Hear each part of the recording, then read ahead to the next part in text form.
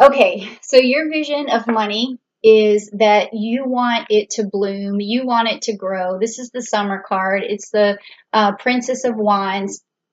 So right now is a good time to start planting your seeds, to start planting your ideas, because you're going to see stuff bloom. And it's funny that you're probably going to see stuff bloom as early as the end of this month in terms of money, but also on an astrology level, you might not see that money really bloom or that idea really skyrocket until December. So it's going to be the 4th of July and Christmas, okay? So that's what's going on there. Now, this next card is about how you open up and listen to people, like what catches your attention, what makes you listen. And when you start a new business or when you're trying to make some business grow, or even if you're just working, you want to listen to people, listen to what's going to create improvements, listen to new ideas, listen to what people are going through. And this card has been interesting for everybody. It's been something different. Like one sign, like the Libras, they want to listen to somebody who makes things look easy. Cancers want to listen to somebody who's been through a struggle. Then we've had other signs who want to listen to a business partner. It's a very interesting spot for a card, but let's see what opens your ears. Okay, so you got the Lupus card, which is the Two of Swords, okay? So what this means for you is that you'll listen to someone who you can bounce ideas off of, and you're looking for someone who's going to help reassure you of, uh, show you a sign that you're on the right track. So you're listening to people who are going to reinforce what you're already thinking. Now, that can sometimes be not a great card for that particular situation. I can see this happening to Aquarius, though, because you guys have these good ideas and you just want to bounce them off of people, and then you want to know, um, is there a sign that I'm on the right track? But you also want to listen to people who've been through a struggle, who've made mistakes, who have new information for you, have new resources for you, have new encouragement for you, not just the people who are going to reinforce what you already are thinking. Okay, so that this is excellent that you picked this card. So it's a good message for you to make sure you keep your ears to the ground for different avenues of information. Okay. All right, so that was interesting. Now, the next card is going to be, how do you present yourself in the best possible way? So, funny enough, a lot of signs are getting their own sign in this particular spot. So, let's see what you get for yours. Oh, okay. So, you didn't get your own sign, but you got the Iridanus, which is the Five of Pentacles.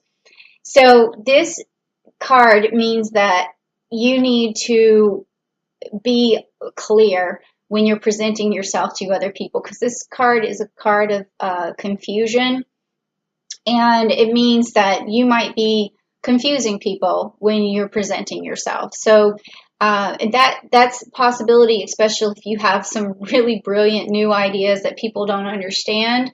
They may just not be following you. They might be like, oh, okay, well, I don't know what they're going on about. And it might be over their head, even if you can think of it that way. So when you're presenting your ideas, you want to break it down into layman's terms, something that is easily digestible for other people, especially if you want to bring them on to help you with something, or bring your idea to fruition. Okay, so that's interesting.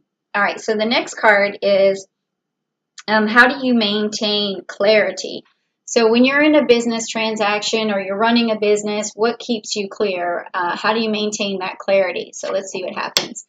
Okay, so you have the Ace of Cups, which is the Ursa Minor. So this is a card about looking out for others, taking care of people, nurturing people. So it seems to me like you stay clear by knowing that what you're doing is to the benefit of helping others. Again, okay, totally Aquarius. That makes total sense. Um, yeah, that keeps you focused because you're like, okay, this is what's going to help, or this is a solution that's going to help everybody. Like that does really make a lot of sense. And it has the Ace of Cups, meaning that you always have good intentions um, for the business opportunities that you're after. So that brings a lot of emotion, personal gratification, and emotion to the situation. So that keeps you, you know, keeps you going, keeps you clear. Oh, that's interesting. Okay, so how do you adequately express your enthusiasm? So what do other people see? How do you express your enthusiasm? Well, let's see. Okay, you have the Jupiter card. Oh, this is interesting. This came up for the Cancer card too. So, I'm sorry, Capricorn card. This was on the last reading. They got this one, meaning that your enthusiasm sort of comes naturally. And when people see you, they see you as like the type of person who's lucky, things come too easily, and your enthusiasm just seems to come naturally. So this is a really cool card to have in that position. And also people see you as having the ability to change their future.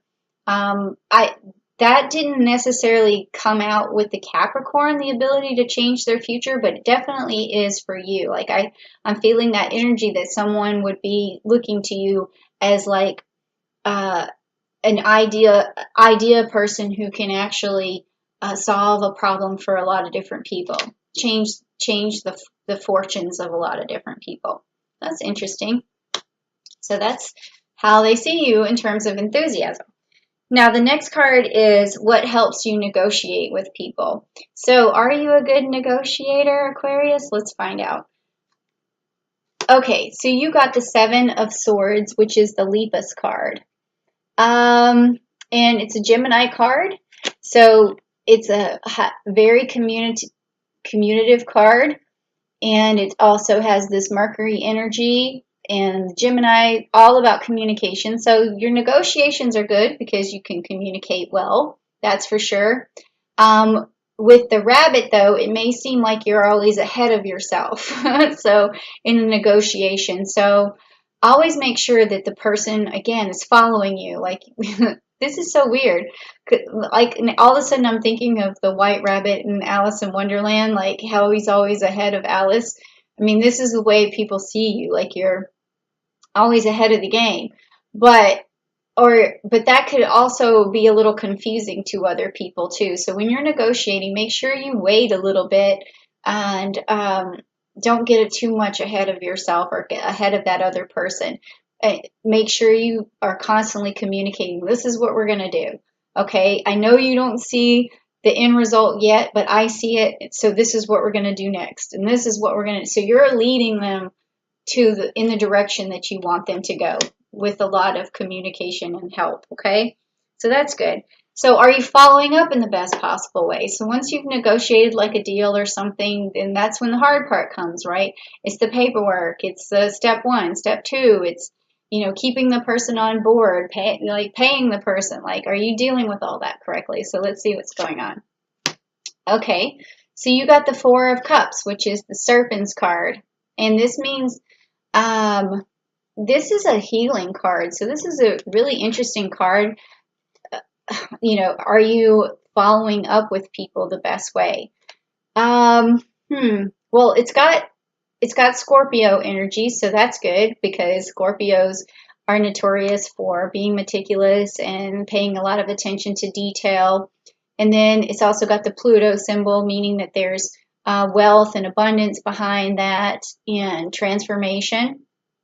And so it may be telling me at this point that when you're following up with people that you need to make a transformation and use those particular skills.